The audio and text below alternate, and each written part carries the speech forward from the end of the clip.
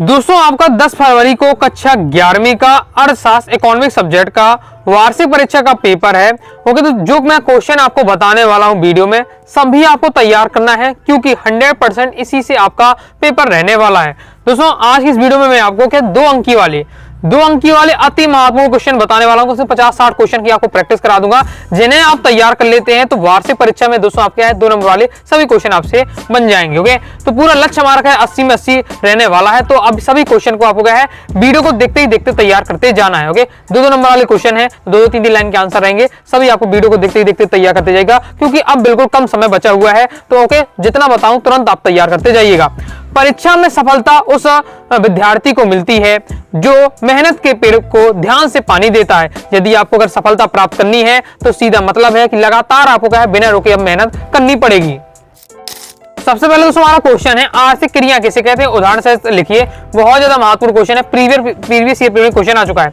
Okay, तो आर्थिक क्रिया यानी काम करना, आर्थिक यानी अर्थ के लिए, अर्थ यानी पैसे के लिए जो हम काम करते हैं वही आर्थिक क्रिया कहलाती है। इतना सिंपल आपका रहने वाला है, बस देखते ही देखते आपको तैयार करते जाना है। तो बे क्रियाकलाप जो मौद्रिक फायदे के लिए, मौद्रिक यानी मुद्रा यानी पैसे के फायदे के लिए आर्थिक क्रियाकलाप कहलाते हैं। बे क्रियाकलाप जो है मौद्रिक फायदे के लिए किए जाते हैं आर्थिक क्रियाकलाप कहलाते हैं, यानी पैसों के फायदे के लिए किए जाते हैं वो आपके आर्थिक क्रिया कहलाते हैं। अब कोई शिक्षक पढ़ा रहा विद्यालय में, शिक्षक का क्या विद्यालय पढ़ाना भी, एक प्रबंधक का वेतन पर किसी कारखाने में प्रबंधन करना, एक श्रमिक का मजदूरी पर खेत में काम करना। ओके, जो भी क्या है काम कर रहे हैं। ओके, तो हम क्या है जो पैसों के लिए काम कर रहे हैं वो आपके आर्थिक क्रिया के अंतर्गत आता है। सिंपल क्वेश्चन दिया हुआ है। ओके, जैसे सांख्यिकी के कोई 2 कार्य लिखी, बहुत ज्यादा महत्वपूर्ण क्वेश्चन है आपका सांख्यिकी 2 कार्य, प्रीवियस ईयर में भी क्वेश्चन आ चुका है। तो पहला है विभिन्न तथ्यों को संख्यात्मक रूप देना, दूसरा है जटिल तथ्यों को सरल बनाना। ये होते हैं सांख्यिकी 2 कार्य। जब भी दोस्तों कोई भी क्वेश्चन का सॉल्यूशन तैयार करें तो आपको दोस्तों क्या है हेडिंग पहले माइंड में होनी चाहिए, क्योंकि हेडिंग आप बना कर नहीं लिख सकते, वो फिक्स आपकी रहती है। क्योंकि मेन कार्य क्या है विभिन्न तथ्यों का संख्यात्मक रूप देना, दूसरा जटिल तथ्यों को बनाना, ये याद रहेगा। उसके अंदर का तो आप क्या है आराम से आप लिख सकते हैं अपनी भाषा में, बस एक बार पढ़ के समझ लेना। ओके, तो विभिन्न तथ्यों का संख्यात्मक रूप देना यानी सांख्यिकी का अत्यंत महत्वपूर्ण कार्य तथ्यों एवं घटनाओं को संख्यात्मक रूप देना है ताकि उनका विश्लेषण और निर्वचन किया जा सके और उनका क्या है निष्कर्ष प्राप्त हो सके। जटिल तथ्यों को क्या है सरल करती है। समानता व्यक्ति जटिल और अव्यवस्थित समंक यानी होते आंकड़े को ना तो सरलता से समझा जा सकता है और ना ही उसे निश्चित परिणाम से निकाला जा सकता है। यानी जो बहुत सारे आंकड़े होते हैं, क्योंकि अगर हम किसी चीज के आंकड़े निकाल लेते हैं, डाटा निकाल लेते हैं, हमें समझ में अच्छे से नहीं आएगा। ओके, तो अगर हम क्या सांख्यिकी का प्रयोग करते हैं तो हमें चीजें समझ में आने लगती है। ये बताया जा रहा है। नेक्स्ट सभी एकदम सिलेक्टेड क्वेश्चन है, तो बार बार मुझे बताने की आवश्यकता नहीं कि सिलेक्टेड है, सभी एकदम सिलेक्टेड क्वेश्चन लिए गए हैं। एक अच्छी प्रश्नावली के 2 गुण लिखिए। तो अच्छी प्रश्नावली क्या गुण है, पहला है कि प्रश्नावली में पूछे गए प्रश्न क्या है सरल स्पष्ट होने चाहिए। वही प्रश्नावली तभी अच्छी मानी जाएगी जब उसमें जो पूछे गए प्रश्न है वो क्या बिल्कुल सरल हो और सही हो। दूसरा है प्रश्न क्या है संक्षिप्त होने चाहिए जिनका उत्तर हाँ या ना में देना संभव है। ऐसे प्रश्न होने चाहिए, एक वाक्य टाइप के प्रश्न होने चाहिए जिसमें हाँ या ना में उत्तर क्या दे सके। प्रश्नों की प्रकृति सरल, विकल्प, बहुविकल्पी, विशिष्ट सूचना देने वाले प्रश्नों या खुले प्रश्न की हो सकती है। ओके, यानी क्या है लॉन्ग वाले क्वेश्चन टाइप के ना हो, एकदम शॉर्ट वाले हो, 1-2 लाइन में या हाँ नाम इनका उत्तर दिया जाए तो अच्छी प्रश्नावली माना जाएगा। नेक्स्ट हमारा क्वेश्चन है समंकों के वर्गीकरण से क्या आप समझते हैं। समंकों का वर्गीकरण, ये समंक और आंकड़े एक ही बात। ओके, आंकड़े का है समंक का एक ही बात है। ओके, या डाटा, तो समंक के अगर जो डाटा का हम वर्गीकरण करते हैं, आंकड़ों का वर्गीकरण करते हैं, तो इससे आप क्या जानते हैं। तो वर्गीकरण जटिल एवं अव्यवस्थित आंकड़ों को सरल, व्यवस्थित और बोधगम्य रूप में प्रस्तुत करता है। वर्गीकरण क्या करता है, जो हमारे अव्यवस्थित रूप से बिखरे हुए क्या होते हैं डाटा होते हैं और जटिल डाटा होता है उसको क्या है एकदम सही रूप में क्रम से जमाता है और क्या है उसे आसान कर देता है। अतः वर्गीकरण एक ऐसी प्रक्रिया है जिसके द्वारा अव्यवस्थित आंकड़ों को व्यवस्थित रूप में प्रस्तुत करके संभावित एवं महत्वपूर्ण परिणाम निकाले जा सकते हैं। ओके, सिंपल दिया हुआ है। नेक्स्ट चित्रलेख क्या है, ये भी आपका प्रीवियस ईयर में आ चुका है। तो सांख्यिकी आंकड़ों को सांख्यिकी चार्ट, तस्वीर आदि के रूप में प्रस्तुत करना चित्रलेख कहलाता है। नाम है चित्रलेख, चित्र यानी चित्र बनाकर। चित्र कौन सा, तो यहाँ तो ऐसे तो चित्र बनाएंगे नहीं। ओके, कौन सा यहाँ चित्र बनाए जाते हैं, अकाउंट में से किस प्रकार के चित्र बनाए जाते हैं, आंकड़े के चित्र बनाए जाते हैं। डाटा के आपने देखा होगा। ओके, इस प्रकार से जो दंड आलेख बनाए जाते हैं तो इस प्रकार के चित्रों की बात हो रही है। तो सांख्यिकी जो आंकड़े हैं यदि हम उनका दंड आलेख वगैरह से दिखा रहे हैं, तस्वीर चार्ट के माध्यम से प्रस्तुत कर रहे हैं तो ये हमारा क्या चित्रलेख कहलाएगा। ओके, जैसे बारंबारता विवरण क्या होता है, तो बारंबारता विवरण अपरिष्कृत आंकड़ों का मात्रात्मक चर में वर्गीकृत करने का एक सामान्य तरीका है। यह दिखाता है कि किसी चर के भिन्न मान विभिन्न वर्गों में अपने अनुरूप वर्गों के बारंबारताओं के साथ क्या है कैसे वितरित किए जाते हैं। नेक्स्ट हमारा बहुत ज्यादा महत्वपूर्ण क्वेश्चन है, प्रीवियस में आ चुका है। मध्यिका और बहुलक में 2 अंतर लिखिए। मध्यिका और बहुलक में 2 अंतर तैयार करके रखना है, देख लेते हैं। तो पहला है कि मध्यिका स्थिर रूप से परिभाषित होती है, परंतु बहुलक स्थिर रूप से वह परिभाषित नहीं होता है। मध्यिका की गणना क्या सरल होती है, जबकि क्या बहुलक की गणना क्या होती है, कठिन होती है। बिल्कुल सिंपल आपका दिया हुआ है, मध्यिका बहुलक में अंतर याद कर लीजिएगा। अब नेक्स्ट हमारा क्वेश्चन बहुलक का अर्थ लिखिए, यानी बहुलक से क्या जानते हैं। बहुलक को क्या है, भूयिष्ठ भी कहते हैं, तो भूयिष्ठ और बहुलक की बात है। तो बहुलक या भूयिष्ठ वह मद है जिसकी आवृत्ति सबसे अधिक होती है। बहुलक क्या है, बहुलक यानी बहुत बार आए, जो बहुत बार आए जिसकी आवृत्ति बहुत ज्यादा होती है, ओके, वो क्या आपका बहुलक कहलाता है। सिंपल है। अन्य शब्दों में सबसे अधिक प्रचलित मद को सांख्यिकी में आपका भूयिष्ठ कहा जाता है, भूयिष्ठ बहुलक कहा जाता है। सबसे अधिक प्रचलित हम किस प्रकार से जानेंगे भाई, वो जो आंकड़ा सबसे बार आ रहा है यानी वह सबसे ज्यादा प्रचलित है, और सबसे ज्यादा प्रचलित वाला ही क्या है, बहुलक कहलाता है। कई प्रकार से परिभाषा बताई जा रही है। भूयिष्ठ के द्वारा किसी तत्व, वस्तु या इकाई के प्रचलन या फैशन का पता लगाया जा सकता है। ओके, इस प्रकार से आपका दिया है बहुलक के बारे में। ओके, मान लीजिए कोई दुकानदार है, कपड़े बेचने वाला दुकानदार, वो 4 डिजाइनिंग की ड्रेस लाता है। ओके, उसमें एक डिजाइनिंग की ड्रेस बहुत ज्यादा बिकती है। ओके, तो उससे वो समझ जाएगा कि इस प्रकार की ज्यादा बिकती है, तो इस और दुकान में और लाएगा, तो ये कहलाता है। उसने क्या है, बहुलक का यूज किया है। ओके, देखा कि कौन सबसे ज्यादा क्या है यूज हो रहा है, वही क्या है उसका बहुलक है। ओके, उससे क्या है बहुत ज्यादा जानकारी मिल जाती है। नेक्स्ट हमारा, क्या शून्य सह संबंध का अर्थ स्वतंत्रता है, ये भी इंपॉर्टेंट आपका, तो देख सकते हैं क्या बताया जा रहा है। तो जो शून्य सह संबंध का अर्थ क्या स्वतंत्रता से है, तो जब सह संबंध शून्य हो जाता है तो दो चर आपस में क्या असंबंधित हो जाते हैं। तो ओके, ऐसी स्थिति को सह संबंध का अभाव पाया जाता है, तथापि इन चरों के बीच दूसरे प्रकार का सह संबंध हो सकता है। समानता जो शून्य सह संबंध का अर्थ क्या है, स्वतंत्रता इसे लगाया जाता है। क्योंकि जो इसमें जो दो चर होते हैं वो आपस में क्या असंबंधित हो जाते हैं, कोई संबंध नहीं होता। जब कोई संबंध नहीं रहेगा तो एक प्रकार से क्या होंगे, स्वतंत्र रहेंगे। इसलिए क्या है, जो शून्य सह संबंध होता है उसका मतलब स्वतंत्र ही है, क्योंकि इसमें क्या है, सह संबंध की क्या अनुपस्थिति होती है। नेक्स्ट हमारा क्वेश्चन है, प्रीवियस ईयर में आ चुका है आपका, इसी अब के पिछली वार्षिक परीक्षा में आया, निर्देशांक सूचकांक से क्या आशा है।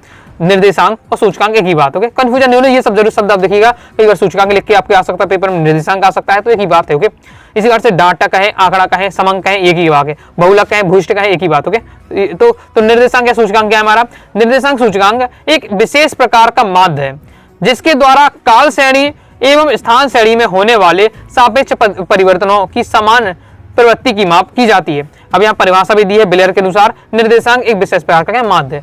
बिलेयर ने क्या बताया, बिल्कुल सिंपल बताया कि निर्देशांक एक प्रकार का माध्य होता है।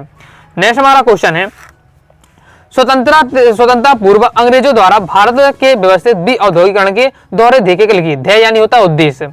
ओके, स्वतंत्रता के पूर्व जो अंग्रेज जो थे, जब अंग्रेज थे तो उन्होंने क्या औद्योगिकरण के औद्योगिकरण के उनका लक्ष्य क्या था, तो ये लक्ष्य पहला है भारत को इंग्लैंड में विकसित हो रहे आधुनिक उद्योगों के लिए कच्चे माल का निर्यात बनाना। यानी क्या, इंग्लैंड में तो क्या अच्छा सामान जो तैयार हो रहा है, लेकिन कच्चा माल कहां से ले जाते थे, अंग्रेज भारत से ले जाते थे, तो इसका एक निर्यातक बनाना भारत को। दूसरा है इंग्लैंड में विकसित हो रहे आधुनिक उद्योगों के उत्पादन में के लिए भारत को एक विशाल बाजार बनाना। साथ ही अपना ही माल ले जाते थे और अच्छे से बनाते थे और वही माल क्या भारत में बेच देते थे। तो वही बताया जा रहा कि भारत को क्या है बेचने का, भारत के बाजार को एक विशाल बनाकर किस प्रकार से आधुनिक उद्योगों के जो उत्पादन मिला है भारत में बेचना। ओके, नेक्स्ट हमारा विक्रय अधिशेष क्या है, किसानों द्वारा उत्पादन का वह अंश जो उसके द्वारा बाजार में बेचा जाता है विक्रय अधिशेष कहलाता है। सिंपल है, विक्रय अधिशेष कहलाता है कि जो किसान है, मान लीजिए उसके पास 10 बोरी गेहूं हुए। ओके, तो उसने क्या है 2 बोरी अपने लिए रख लिए, अपने यूज के लिए रख ली, बाकी 8 बोरी उसके लिए काम के नहीं है, तो क्या बाजार में बेच दिया, तो यहाँ विक्रय अधिशेष क्या कहलाएगा, जो 8 बोरी उसने बेच दिए। तो ये किसानों द्वारा उत्पादन का वह अंश जो उसके द्वारा बाजार में बेचा जाता है वो विक्रय अधिशेष कहलाता है। नेक्स्ट हमारा क्वेश्चन है, मानव पूंजी निर्माण और मानव विकास में भेद यानी अंतर बताना। ओके, तो मानव पूंजी निर्माण और मानव विकास में, तो मानव पूंजी निर्माण लक्ष्य प्राप्ति का एक साधन होता है, जबकि मानव विकास क्या है, अपने आप में लक्ष्य है। ओके, अपने आप में ऑलरेडी ये लक्ष्य होता है। मानव पूंजी निर्माण की अवधारणा मानव विकास के अपेक्षा कम व्यापक है, जबकि मानव विकास का अवधारणा मानव पूंजी की अपेक्षा अधिक व्यापक है। ओके, आगे देख लेते हैं।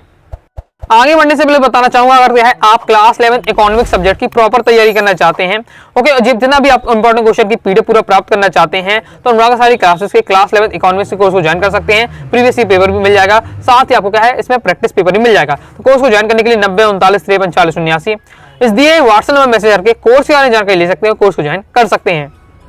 नेक्स्ट हमारा क्वेश्चन है, ग्रामीण विकास से आप क्या समझते हैं। ग्रामीण विकास यानी गांव का विकास, सिंपल है। तो ग्रामीण विकास ग्रामीण क्षेत्रों में निवास कर रहे निर्धन लोगों के जीवन स्तर में सुधार कर उन्हें आर्थिक विकास की धारा में जोड़ना है, जिसके लिए इनकी मूल आवश्यकताओं को पूरा करने के साथ साथ उन्हें पर्याप्त मात्रा में सामाजिक उपरिव्यय सुविधाएं उपलब्ध कराना होगा। ग्रामीण विकास से मतलब है कि गांव में जो लोग रह रहे हैं, जो निर्धन लोग हैं, उनके जीवन स्तर को सुधारना ही क्या ग्रामीण विकास है। नेक्स्ट हमारा है, श्रमिक जनसंख्या अनुपात को परिभाषा दें या परिभाषित कीजिए। तो श्रमिक जनसंख्या अनुपात क्या है, सूचक है जो एक देश में रोजगार की स्थिति का विश्लेषण करने के लिए प्रयोग किया जाता है। यह अनुपात हमें इस बात की जानकारी प्रदान करता है कि जनसंख्या का कितना अनुपात एक देश में वस्तुओं एवं सेवाओं के उत्पादन में सहयोग कर देता है। श्रमिक जनसंख्या अनुपात, जनसंख्या अनुपात यानी जनसंख्या बताना, ओके, किसकी, श्रमिक की, श्रमिक यानी जो काम कर रहे हैं, जो क्या है देश में क्या है विभिन्न प्रकार के सामान वगैरह बना रहे हैं, वो श्रमिक। तो यही आप मुझे आ रहा कि देश में जो भी वस्तुएं या सेवाएं के लिए कितने लोग लगे हुए हैं उनका जनसंख्या अनुपात आपका श्रमिक जनसंख्या अनुपात में आएगा। ओके, तो आपका फॉर्मूला होता है सहभागिता दर कुल कार्यबल बटे क्या होता है, कुल जनसंख्या गुणे आपका 100 होता है। नेक्स्ट हमारा क्वेश्चन है पर्यावरण के दो कार्य लिखिए। ओके, ये आपका क्या है प्रीवियस ईयर में भी आ गया, वार्षिक परीक्षा में आ चुका है। ओके, तो पर्यावरण के दो कार्य आपका क्या है, पर्यावरण का नवीनीकरणीय और गैर नवीनीकरणीय संसाधनों का पूर्ति करता है और ये अधिशेष को क्या है समाहित करता है, समाहित यानी अवशोषित करता है। दूसरा है यह जननिक और जैविक विविधता प्रदान करने का पोषक करता है। तो ये आपके दिए हुए हैं पर्यावरण के दो कार्य, तैयार कर लीजिएगा। नेक्स्ट हमारा क्वेश्चन है भारत, पाकिस्तान और चीन में आर्थिक सुधार कार्यक्रम कब से प्रारंभ हुए। तो देखो भारत में 1991 में, चीन में 1978 में और पाकिस्तान में 1988 में आर्थिक सुधार प्रारंभ किए। ऑब्जेक्ट में से पूछा जा सकता है, तैयार कर लिया। वैसे ही आपका ये वार्षिक परीक्षा में आया था पिछले साल। ओके, नेक्स्ट है आपका ग्रेट लीप फॉरवर्ड अभियान कब प्रारंभ हुआ, इसका क्या उद्देश्य, इंपॉर्टेंट है, इसको भी याद करके रखना है, आ सकता है आपका ये क्वेश्चन। तो जो ग्रेट लीप फॉरवर्ड अभियान चीन में प्रारंभ हुआ था, कब हुआ था, 1958 में। ऑब्जेक्ट में यहाँ से अक्सर पूछा जाता है तो याद रखना है ये आपको डेट। ओके, इस सन आपको याद रखना है, 1958 में ग्रेट लीप फॉरवर्ड का चीन में ये अभियान स्टार्ट किया गया था। इस अभियान का उद्देश्य बृहद पैमाने में देश का क्या है औद्योगिकरण करना है। नेक्स्ट हमारा क्वेश्चन है जीएसटी का पूरा नाम लिखिए, भारत में कब लागू हुआ है। तो जीएसटी का पूरा नाम क्या होता है, गुड्स एंड सर्विस टैक्स यानी वस्तु एवं सेवा कर। और ये एक प्रकार क्या होता है, एक अप्रत्यक्ष कर होता है और यह जुलाई 2017 में है भारत में कई प्रकार के करों जैसी बिक्री कर आदि कर को क्या समाप्त करके लागू किया गया था। नेक्स्ट हमारा दोस्तों क्वेश्चन है विभिन्न साधन कौन से हैं जिनकी सहायता से देश में अपनी घरेलू व्यवस्थाओं को मजबूत बनाने में प्रयत्न किया है। तो वैश्वीकरण प्रक्रिया हो जाती है, सार्क, यूनियन संघ, आसियान, G20 आदि क्षेत्रीय और आर्थिक समूह के साथ पड़ोसी राष्ट्रों द्वारा अपनाई गई विकासात्मक प्रक्रिया को समझना, आर्थिक उदारीकरण, ये सब आप दिए हुए हैं प्रयत्न। के विभिन्न प्रकार के साधन है जिनकी सहायता से देश ने अपनी घरेलू व्यवस्था को क्या मजबूत बनाया है। आगे देख लेते हैं। ओके, प्रयास करिए जितना क्वेश्चन मैं आपको बता रहा हूँ वीडियो को देखते आप देखते तैयार करते वीडियो को पोस्ट कर लीजिएगा।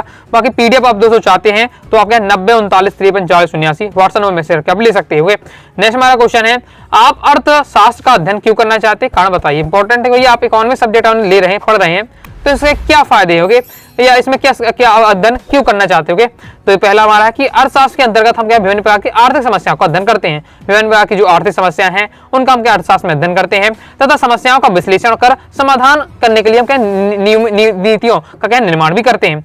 दूसरा है अर्थशास्त्र के अध्ययन से हमें यह जानकारी प्राप्त होती है कि उपभोक्ता किस प्रकार अधिकतम संतुष्टि को प्राप्त करेगा। अर्थशास्त्र का अध्ययन उत्पादन को अधिकतम और उत्पादन करने में क्या सहायता प्रदान करता है।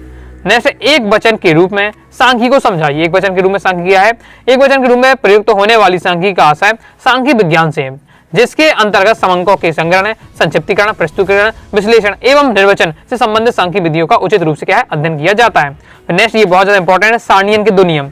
सारणी के दो नियम आपके ये दिए हुए हैं तो अच्छे से तैयार कर लीजिएगा कि सारणी की रचना कागज के आकार के अनुरूप होनी चाहिए। सबसे ऊपर सारणी की संख्या या सारणी का शीर्षक लिखना चाहिए। खानों एवं पंक्तियों की संख्या ना हो तो बहुत ज्यादा होनी चाहिए और ना है बहुत कम होनी चाहिए। ये पहला नियम है। दूसरा नियम है तुलनात्मक समंकों के साथ साथ रखना चाहिए। सारणी के द्वितीय सामग्री का प्रयोग हुआ है तो उसका उल्लेख करना चाहिए। सारणी के विभिन्न स्तंभों को करना भी आवश्यक है। अंत में सारणी के नीचे टिप्पणियां व स्रोत भी लिखना चाहिए। तो ये आपके सारणी के दो नियम दिए हैं। जैसे प्राथमिक समंकों की दो विशेषताएं बहुत ज्यादा इंपॉर्टेंट है। प्राथमिक जो आंकड़े होते हैं, प्राथमिक समंक होते हैं, उनकी विशेषता क्या होती है। पहला कि प्राथमिक समंक क्या मौलिक होते हैं, इन्हें अनुसंधानकर्ता स्वयं एकत्रित करता है। प्राथमिक जो आंकड़े होते हैं जो कि वो अनुसंधान करता होता है, ये जो कंपनी होती है वो स्वयं क्या है उसको प्राप्त करती है, स्वयं एकत्रित करती है। द्वितीय आंकड़े में क्या है, हम किसी के माध्यम से उन आंकड़ों को ले लेते हैं। मान लीजिए दोस्तों मुझे जानना है कि आपकी कक्षा में, आपकी कक्षा 11वीं के में कितने विद्यार्थी हैं।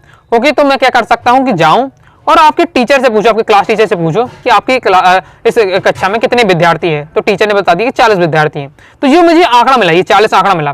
तो ये मैं क्या टीचर के माध्यम से लिया। तो जब टीचर के माध्यम से लिया तो ये हमारा क्या कहलाएगा, ये हमारा क्या कहलाएगा द्वितीय आंकड़े कहलाएंगे। तो हम किसी के माध्यम से कर रहे हैं, इसमें हमने ज्यादा मेहनत नहीं की, ज्यादा पूछा, टीचर से पूछा, टीचर ने बता दिया तो हम मुझे आंकड़ा डेटा मिल गया। तो ये मेरा द्वितीय आंकड़े कहलाएगा। अब प्राथमिक आंकड़े किस तरह से, यदि मैं आपकी कक्षा में जाऊं और एक एक बच्चे को गिनूं कि आपके 1 2 3 4 इस बार से पूरे बच्चों को क्लास में जाकर गिनो, मैंने स्वयं गिना, फिर देखा कि हाँ 40 हैं, तब ये आपका कौन सा कहलाएगा, प्राथमिक आंकड़े। तो ये हम स्वयं उस आंकड़ा को, डाटा को प्राप्त कर रहे हैं तो वो आपका प्राथमिक आंकड़े या प्राथमिक समंक कहलाएगा। यदि हम किसी के माध्यम से ले रहे हैं तो वो हमारा द्वितीयक आंकड़े कहलाएगा। ओके, और इनका प्रयोग क्या प्रथम बार ही किया जाता है। ओके, अब ये प्रथम बार ही इनका प्रयोग किया जाता है प्राथमिक आंकड़ों का। द्वितीय बार तो क्या है, दूसरी बार तो ये क्या है, एक द्वितीयक आंकड़े बन जाते हैं। इस प्रकार से नेक्स्ट है, क्या लॉटरी विधि सदैव यादृच्छिक प्रतिदर से देती है, बताइए। तो ये भी आपका इंपॉर्टेंट है, तो इसे भी आप देख लीजिएगा। तो जरूरी नहीं कि नहीं है कि लॉटरी विधि क्या सदैव यादृच्छिक प्रतिशत देती है। यदि समष्टि का आकार बहुत बड़ा या असीमित है तो लॉटरी विधि का प्रयोग नहीं किया जा सकता। ओके, लॉटरी विधि का अगर जैसे 5-10 लोग हैं, 50 लोग हैं तो लॉटरी सिस्टम सही है। अगर 5 लाख लोग हैं तो फिर लॉटरी सिस्टम वाला इतना ज्यादा सही नहीं है। ओके, यही आपको बताया जा रहा है कि आपका जैसे 5 लाख विद्यार्थियों में से 500 विद्यार्थियों को यादृच्छिक प्रतिशत करना क्या कठिन हो जाएगा। यादृच्छिक प्रतिदर्श शोधकर्ता का निष्पक्षता पर निर्भर करता है। लॉटरी विधि क्या निष्पक्षता संदेहपूर्ण भी हो सकती है। लॉटरी विधि में भी हो सकता है कि चालाकी कर जी आ रही है, तो ये भी इसमें संदेह हो सकता है। आगे देख लेते हैं, आगे और क्वेश्चन हम प्रैक्टिस करते जाते हैं। चित्र में प्रदर्शन के 2 लाभ लिखिए। लाभ बताइए। चित्र में प्रदर्शन में आपको इससे पहले आपकी 2 नंबर में समझाया था। ओके, कि आंकड़ों को अगर हम क्या है, आंकड़ों को चित्र में के रूप में समझ रहे हैं। ओके, तो हमारा क्या है, चित्र में आपका कहलाएगा। ओके, चित्र में प्रदर्शन कहलाता है, जिसमें अब चित्र में मतलब यानी दंड आलेख के रूप में अगर डाटा को हम प्रदर्शित करके देख रहे हैं। ओके, तो हमारे चित्र में प्रदर्शन कहलाता है। इसके लाभ क्या होते हैं? लाभ होता है कि अधिक समय तक क्या स्मरणीय समंकों को अधिक समय तक याद रखना कठिन होता है। इसके विपरीत चित्रों द्वारा निकाले गए जिसका अधिक समय तक याद रखते हैं। सेम इसी बात से बात हो रही है कि जैसे यदि आप किसी चीज को क्या है, अगर उसकी मूवी रूप में देख लेते हैं, ओके, वीडियो देख लेते हैं तो वो चीज अच्छे समझ में आ जाती है। लेकिन यदि आप क्या है उसको लिखित रूप में से देख रहे हैं तो इतना कम समझ में आता है। ओके, तो जैसे आप मूवी, अगर आपसे पिक्चरों के बारे में पूछे जाए तो आपने वो पिक्चर देखी तो बहुत ज्यादा उसको याद होगा, क्योंकि नॉर्मल चीजें हम कॉपी जो पढ़ के जाते हैं वो इतना ज्यादा याद नहीं होता है। ओके, तो जो देखते हैं मूवी के रूप में, वीडियो के रूप में, वो ज्यादा समय तक याद होता है। ओके, तो चित्र वगैरह में क्या याद होते हैं, इसलिए क्या है चित्र प्रदर्शन में लंबे समय तक इसमें डाटा याद होता है, जबकि जो हम नॉर्मल तरीके से डाटा लेते हैं लिखित रूप में वो हमें याद नहीं रहती। दूसरा है समय व श्रम की बचत। चित्रों की सहायता से समांकों को समझने व निष्कर्ष निकालना बहुत कम समय व परिश्रम की आवश्यकता होती है। ओके, जब भी अगर चित्र में प्रदर्शन को हमें समझना है तो बहुत कम समय लगेगा, क्योंकि चित्र हम क्या बहुत जल्दी देख के समझ जाएंगे चीजों को। ओके, और साथ क्या है समय भी कम लगेगा, तो ये बताया जा रहा है। जैसे समांतर माध्य क्या है, ये भी आपको प्रीवियस ईयर में आ चुका है। तो किसी श्रृंखला के मदों के मूल्य को जोड़कर उसकी संख्या में भाग देने पर समांतर माध्य प्राप्त होता है। सिंपल है, जो भी हमें जितने भी आंकड़े दिए हुए हैं उनको हमें क्या जोड़ देना है और भाग किसका लगा देना है, उनकी जितने भी आंकड़ों की संख्या है उनका भाग लगा देना है। एग्जाम्पल जैसे मैं आपको बताऊं, जैसे मैंने आपको आंकड़ा दिए 2, 4, मैं क्यों समझा रहा हूं, क्योंकि आपका ये क्या है, एक वाक्य ने पूछ लिया जाता है समांतर माध्य निकालने के लिए। तो कैसे निकालना है, 2, 4, 6, 2, 1, ये मान लीजिए हमें क्या डाटा दिया हुआ। ओके, तो डाटा दिया हुआ इतना में, अब इससे कहा जाता है कि बताओ इसका समांतर माध्य क्या है। तो हमें क्या करना है, जितने भी ये नंबर दिए इनको सबको जोड़ना है। तो 2, 4 आपका 6 हो जाएगा, 6 दूनी 12 हो जाएगा, और 12, 2, 14, 15, तो 15 हो जाएगा। तो 15 फिर हमें इनकी संख्या गुननी है, 1, 2, 3, 4, 5, ये कितने हैं, 5 हैं, तो उसका उतना भाग लगा देना है। तो 15/5 यानी आपका जो होगा 3 आ जाएगा, तो 3 इसका समांतर माध्य होगा। तो इस प्रकार से आपको निकालना पड़ता है। ये आपका है ऑब्जेक्ट में कई बार पूछ दिया जाता है, इस प्रकार से आपको कोई भी डाटा दे दिया जाएगा, कहा गया समांतर माध्य निकालो। सिंपल है, सभी को आपको जोड़ देना, जितने उनके नंबर उनको भाग लगा देना, समांतर माध्य आ जाएगा। नेक्स्ट हमारा केंद्रीय प्रवृत्ति की कोई 3 माप, तो समांतर माध्य, मध्यिका और बहुलक, ये आपके क्या है केंद्रीय प्रवृत्ति की 3 माप हैं।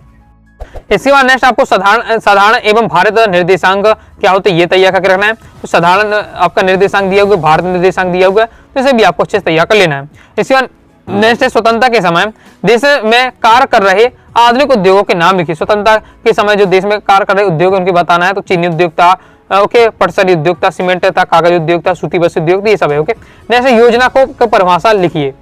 तो योजना क्या है, योजना हमें बताती है किसी देश में किस संसाधनों का प्रयोग किस प्रकार से किया जाए, जो देश में इतने सारे संसाधनों का किस प्रकार से प्रयोग किया जाए, ये योजना से जानकारी मिलती है। जैसे भारत में शैक्षणिक उपलब्धि में क्षेत्रीय विषमता क्यों दिखाई देती है। तो देखिए शैक्षणिक उपलब्धि में क्षेत्रीय विषमता है कि किसी एरिया से क्या है बहुत ज्यादा टॉपर निकल रहे हैं। ओके, बहुत ज्यादा लोग क्या है पढ़े लिखे निकल रहे हैं, लेकिन किसी एरिया से इतना नहीं हो पा रहा। तो ये आपका शैक्षणिक उपलब्धि में क्षेत्रीय विषमता है। तो पहला कि शिक्षा का स्तर, कुछ राज्यों में क्या शिक्षा का स्तर ऊंचा होता है, कुछ एरिया में क्या है, कुछ राज्यों में क्या नीचा होता है। दूसरा असमान प्रति व्यक्ति व्यय, सभी राज्यों में प्रति व्यक्ति शिक्षा व्यय असमान होता है, कुछ राज्यों में ज्यादा तो कुछ राज्यों में कम, यानी कुछ राज्यों में क्या शिक्षा के ऊपर बहुत ज्यादा पैसा खर्च किया जाता है, कुछ में बहुत ज्यादा कम किया जाता है, ये सब। ओके, जैसे कृषि विपणन से क्या तात्पर्य है, तो कृषि विपणन से आशय या तात्पर्य उन सभी क्रियाओं से है जिनका संबंध कृषि उत्पादन को कृषक के यहाँ से क्या अंतिम उपभोक्ता तक पहुंचाना है। नेक्स्ट हमारा श्रम बल और कालबल में अंतर, तो ये आपका दिया हुआ श्रम बल और कालबल अंतर तैयार करके रख लीजिएगा। श्रम बल में अभिप्राय काम कर रहे या काम करने के इच्छुक व्यक्तियों से होता है। क्योंकि कारबल में कारबल का विवरण काम कर रहे व्यक्तियों की संख्या से, कारबल में क्या है, संख्या को मायने रखा जाता है। और यहाँ श्रम बल में दिया जाता है कि कितने व्यक्ति इच्छुक हैं, अपनी इच्छा से काम कर रहे हैं। श्रम बल संभावित श्रम बल का माप है। श्रम बल में कार्य करने के इच्छुक व्यक्तियों को शामिल किया जाता है। कारबल में क्या है, कारबल में इच्छुक व्यक्तियों को शामिल नहीं किया जाता। कारबल में एक बार से सभी लिया जाता है, इच्छुक व्यक्तियों से मतलब नहीं रहता है, क्योंकि श्रम बल में क्या इच्छुक व्यक्तियों की शामिल किया जाता है। नेक्स्ट हमारा क्वेश्चन है कि निम्न को आपको नवीनीकरणीय और गैर नवीनीकरणीय संसाधन में वर्गीकृत करना है, यह सब आपको दिया है। तो नवीकरणीय संसाधन कौन कौन से, वृक्ष हो गया, मछली हो गया, जल, ये आपका नवीकरणीय संसाधन है। यहाँ आपका गैर नवीनीकरण में हो जाएगा आपका पेट्रोलियम हो जाएगा, कोयला हो जाएगा, लौह अयस्क। नेक्स्ट हमारा क्वेश्चन है भारत तथा पाकिस्तान ने कौन सी अर्थव्यवस्था के प्रारूप को अपनाया है। तो भारत और पाकिस्तान ने अपने अपने विकासात्मक पथ की सार्वजनिक एवं निजी क्षेत्रों के से अस्तित्व वाली मिश्रित अर्थव्यवस्था को अपनाया है। तो भारत में कौन सी अर्थव्यवस्था है, मिश्रित अर्थव्यवस्था। पाकिस्तान में भी क्या है, मिश्रित अर्थव्यवस्था है। नेक्स्ट हमारा चीन ने एक संतान की नीति का महत्वपूर्ण निहितार्थ लिखना है, तो ये आपका यहाँ दिया हुआ। ओके, आगे देख लेते हैं। फिर आगे हमारा क्वेश्चन है भारत पाकिस्तान की तुलना में चीन क्यों अधिक विदेशी प्रत्यक्ष निवेश आकर्षित करने में सफल है। तो भारत तथा पाकिस्तान की तुलना में चीन में विदेशी प्रत्यक्ष निवेश यानी FDI देखिए, इसका मुख्य कारण चीन को विशेष आर्थिक क्षेत्र नीति है। इस नीति के अंतर्गत विदेश प्रत्यक्ष निवेश को आकर्षित करने के लिए विशेष अधिक आधारित संरचनाएं सुविधाएं दी जाती हैं।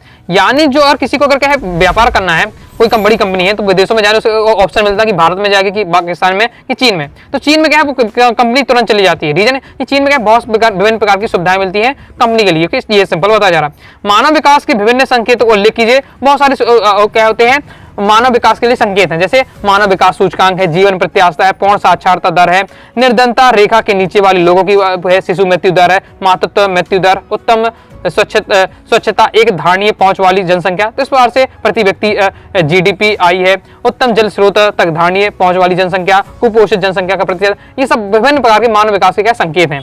सांख्यिकी क्या है, बहुत ज्यादा इंपॉर्टेंट है। सांख्यिकी क्या है, सांख्यिकी एक विज्ञान एवं कला जो सामाजिक, आर्थिक, प्राकृतिक व अन्य समस्याओं में संबंधित समंको यानी आंकड़ों के संगणन, सारणीय, प्रस्तुतिकरण, विश्लेषण, निर्वचन, पूर्वानुमान के संबंध रखती है, ताकि क्या निर्धारित उद्देश्य प्राप्त किया जा सके।